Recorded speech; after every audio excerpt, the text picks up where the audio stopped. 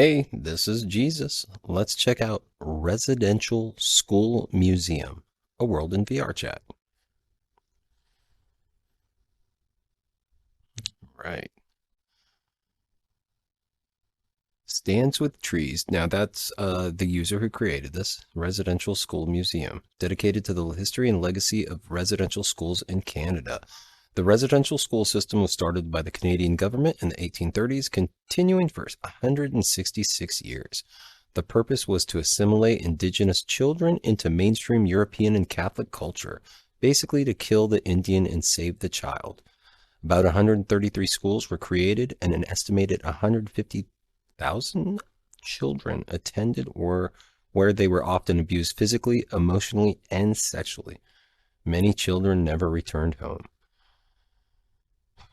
Now, that's a sad reality, and unfortunately, also not exclusive to Canada. In America, similar situations were going on. There's a program called Reservation Dogs. I highly suggest looking at it's a television show. It's actually a comedic show mostly, but look for an episode called Dear Lady. You could just watch that one episode. And this is a very barren school. But it also goes into the stories of yeah, the sad things that were done. Let's see, do we have to open the doors or we just walk right through? All right, let's see. Canadian residential schools, Mohawk Indian Residential School, 1871. Indian Act of Canada grants government exclusive rights over Indigenous people and lands. So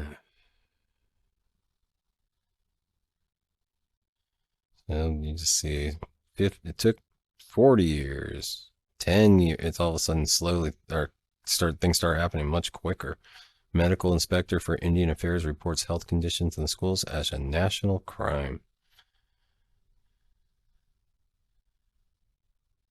Oh, goodness. At its peak in the 1930s, there were 133 schools for 17,000 students. That is too many for what only should be that. The Indian Act changed to remove mandatory requirement and prohibitions. Canadian residential schools. 60 scoop removes 20,000 native children for sale to, oh my goodness.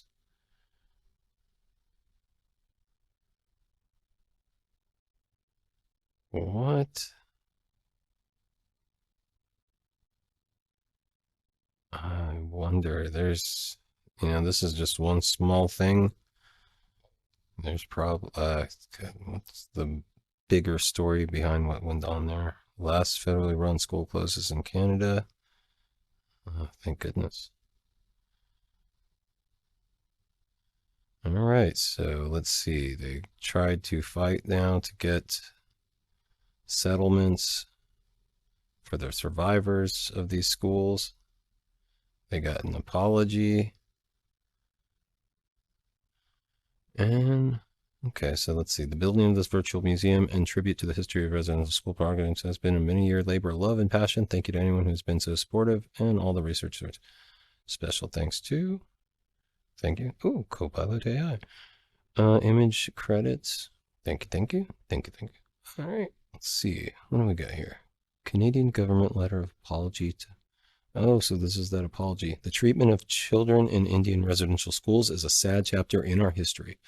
For more than a century, Indian residential schools separated over 150,000 Aboriginal children from their families and communities. In the 1870s, the federal government, partly in order to meet its obligation to educate Aboriginal children, began to play a role in the development and administration of these schools.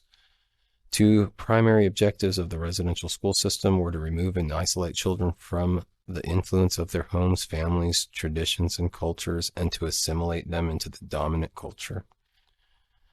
These objectives were based on the assumption Aboriginal cultures and spiritual beliefs were inferior or unequal. Indeed, some sought, as it was infamously said, to kill the Indian and the child.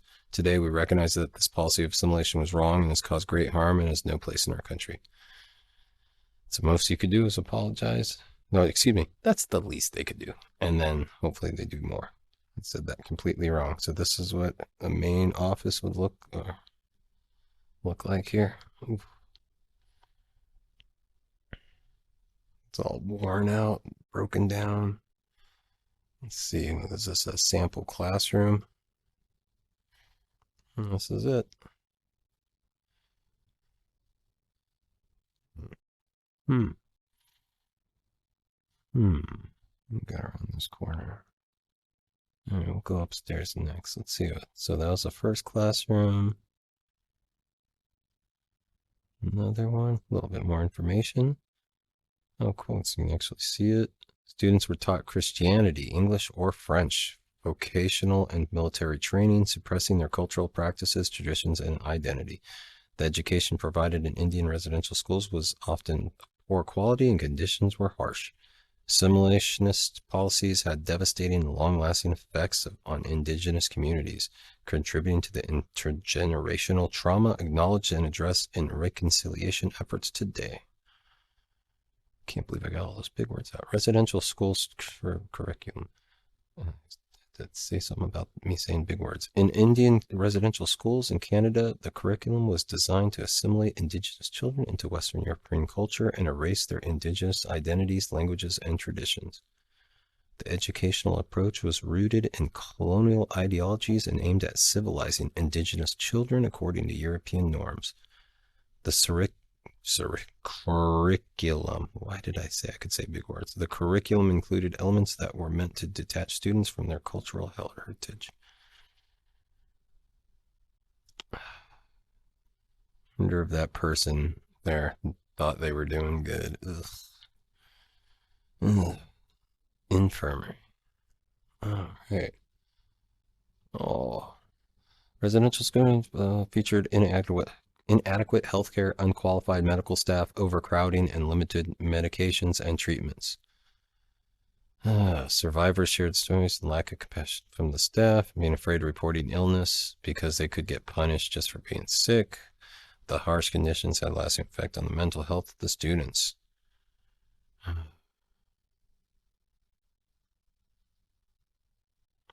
Mm-mm. Look at that. They just got like a bucket by the bed and stuff, and so many beds together. By the way, at least here they got dividers. In the actual picture, all these didn't even have the dividers. This is being actually nicer than the real image. Sad. Uh, Chapel. I'm embarrassed to be a Jesus at the moment. Oh, even I don't like the cross. Residential school chapel. Chapels and residential schools in Canada serve as places of worship.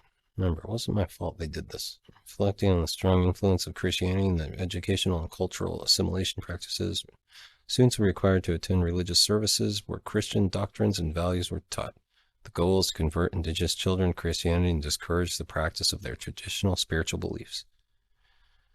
Let's see, we got an actual survivor quote. It was the worst 10 years of my life. I was away from my family from the age of 6 to 16. How do you learn about relationships? How do you learn about family? I didn't know what love was. They weren't even known by the names back then. I was a number. Mike Panay. Sorry, Mike. Yeah.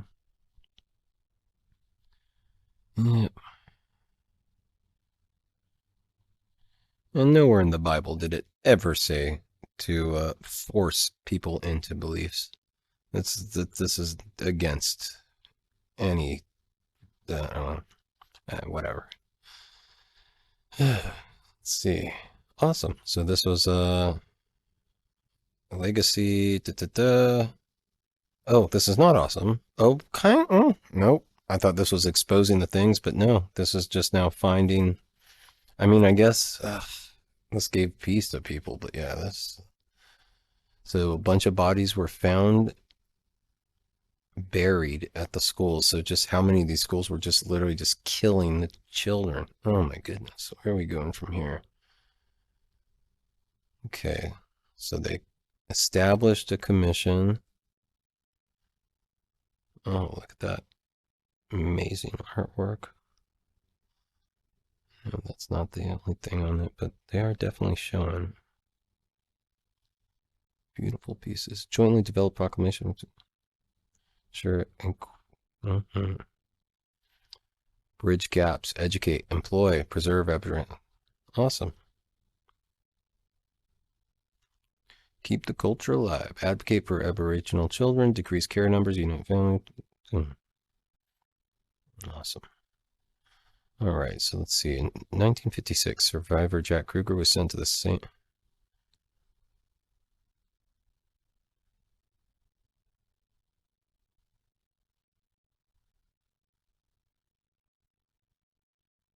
Okay, so this is another quote of when you're a little boy, you couldn't do nothing. You couldn't say nothing. The priest had so damn much power. It's incredible.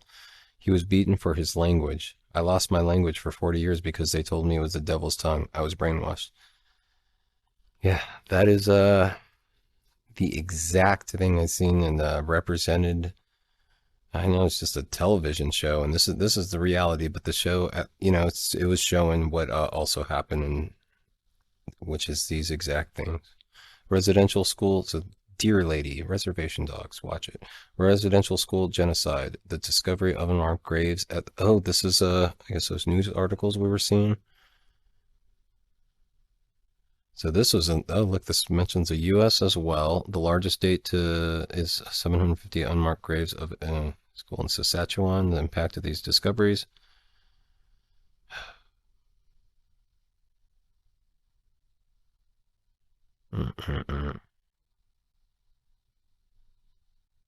Okay, so this is I think this is a map of there or something. No. 1960s scoop came in 1983.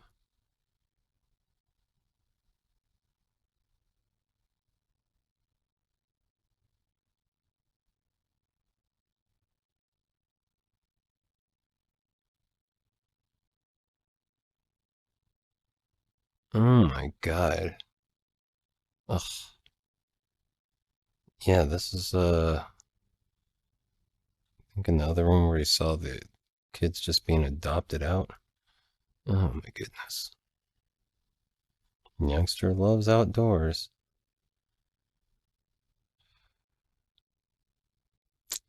A man with long gray braids tells how his mother hid him away when the Indian agents came to take the children. He escaped boarding school by hiding under an overhung bank where the sound of stream covered his crying. The others were all taken and had their mouths washed out with soap or worse for talking that dirty Indian language, because he alone stayed at home and was raised by calling the plants and animals by the name Creator gave them. He is here today, a carrier of the language.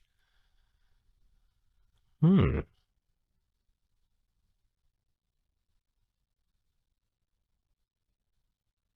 Mm-mm-mm. Oh, boy. Oh, that's sports. Sports played an important part of the students' lives. Several graduates of the Indian resident went on to become famous athletes. Interesting. Fred Saskasmus was the first Indigenous hockey player in the NHL, becoming a member of the Order of Canada and inducting into the Saskatchewan First Nations Sports Hall of Fame, Hockey Hall of Fame, and others. Tom Longboat was an Onondaga distance runner. He won the Boston Marathon in 1907. He's considered one of the most famous athletes of the 20th century, pioneering training methods used today. Cool. Look over this again.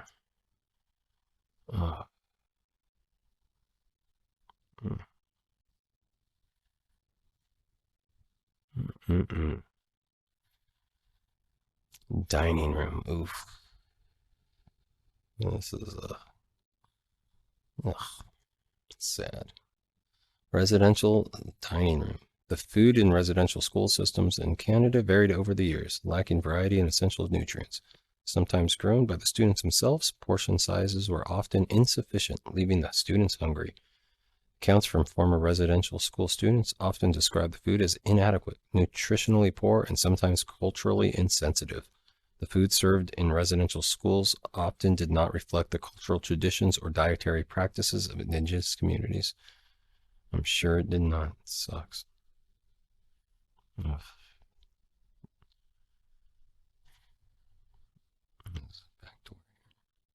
There's something out here. Nope, can't go out. Let's put our head out. All right. Is there anything else back here?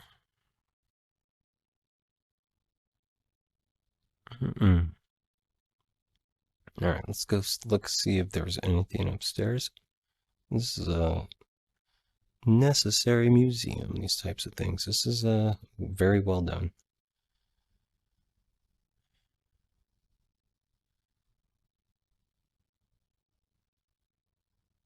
And it's funny, like worlds like these, it's like it's already set, done, and if the creator ever wants to, they come back in, they could just update assets as they please. Boys' dorm. Oh boy. All right, let's see about the dorms. Dormitories in the residential schools were varied. Survivors reported common themes, giving us insights into living conditions. Many residential schools were overcrowded and furnished with basic and minimal necessities. Privacy was limited. Siblings were often separated from each other. Many schools lacked proper heating and ventilations. Students endured uncomfortable conditions, often resulting in increased diseases and deaths. Discipline in residential schools was often enforced through strict rules and regulations. So if you didn't like it, do not complain because they'll hit you, if not worse. Let's see what the girls' room. Yep. Boys' washroom. Oh, here you go. So see how many beds and all the things here, and then 2, 4, 5 toilets. Ugh. Yes, girls' washroom. Not much better. Same. Sad. All right, that's it. I think we have checked out this museum. I am so glad it exists. I'm so sad at the history, but also, glad I guess some people have got to at least share their story and they're continuing their traditions, and hopefully that part grows. And well, that's it though. Thank you for checking out this world. This has been Jesus.